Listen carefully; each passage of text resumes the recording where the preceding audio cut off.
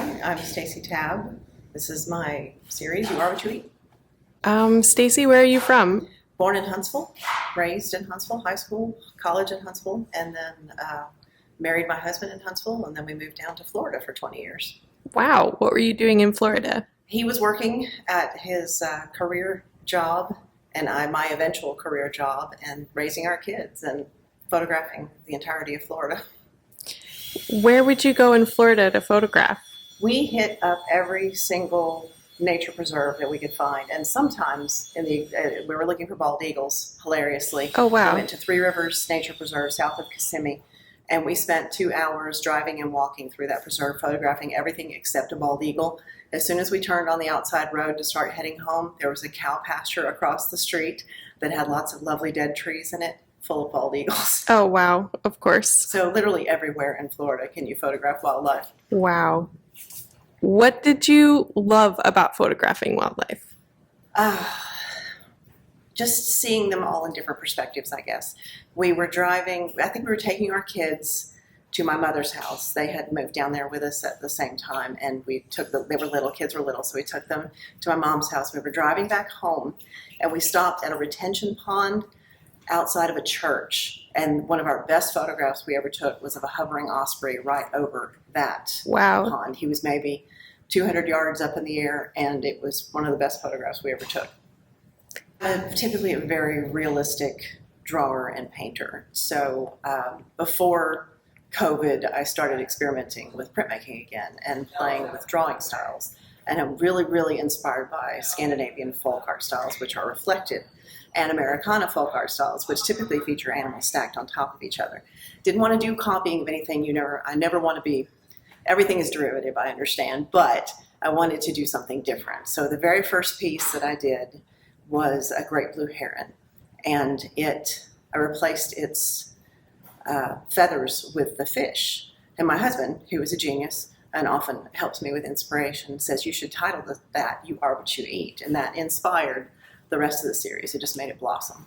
Oh, wow. So it's a natural extension that we've got food chain. You've got the squid and the whale, and then the whale, the squid and the fish, and then the squid inside the whale. So there are just natural food chains. We're always attracted to the aquatic animals because they're so elegant. The octopus, the squid, they're just so beautiful. But my favorite piece that I've done is always the most recent piece, which at the moment is Godzilla.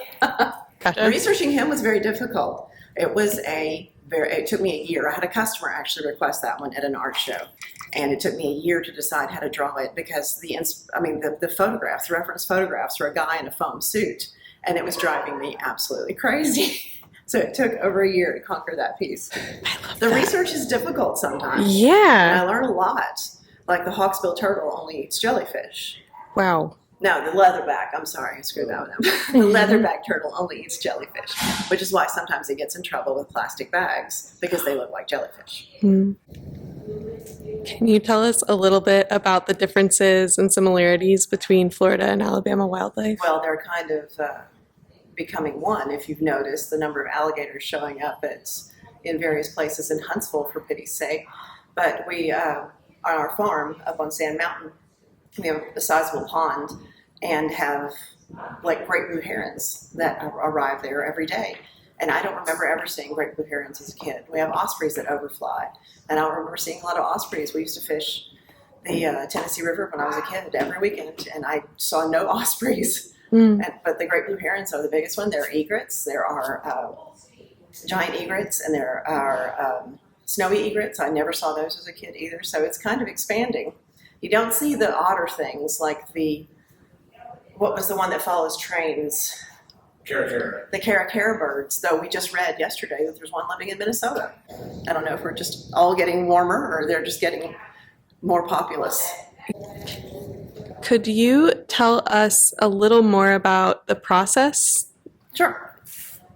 Every print, even these giant ones, start with a drawing.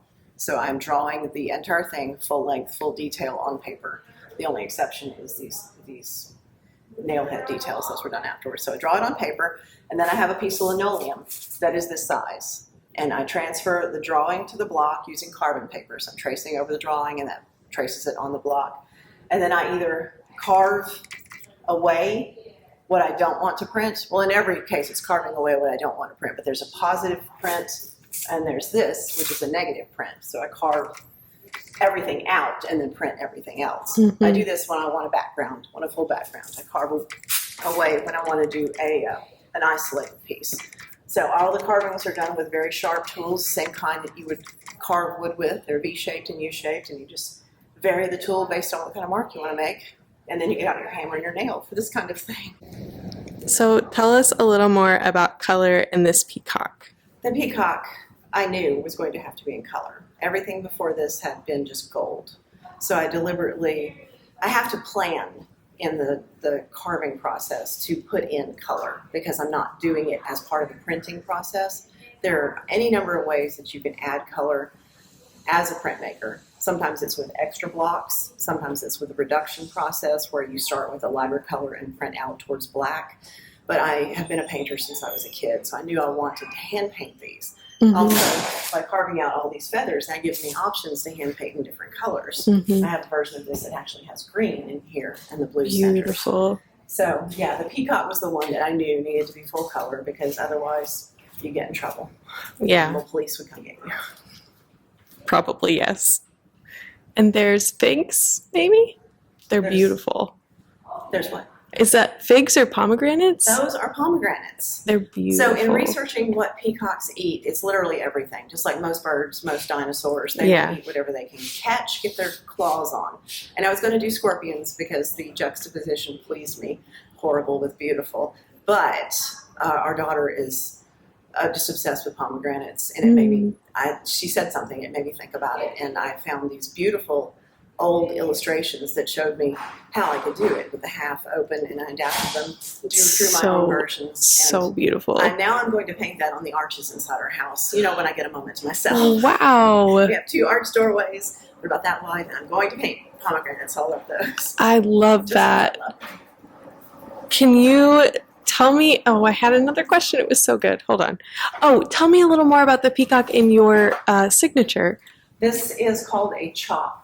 And this is a traditional part of a Japanese printmaker's signature. So mine is a stylized peacock. It just, the head of the peacock and then a little representation of the feathers on top of the head. I love that. Any particular reason why you chose a peacock?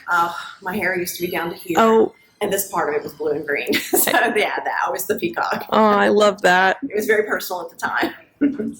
Still is, actually. Is there anything else about this show that you want to talk to us about? There's almost 50 pieces now.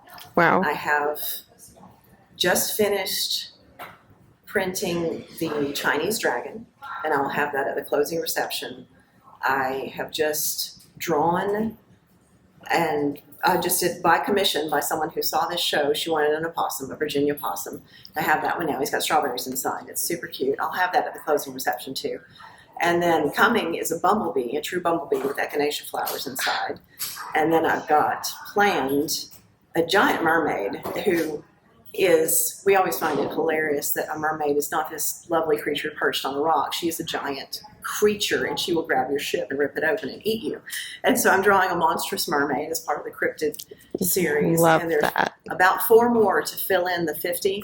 And once the 50 is done, I'm going to put a book together so that we can have those as the first 50.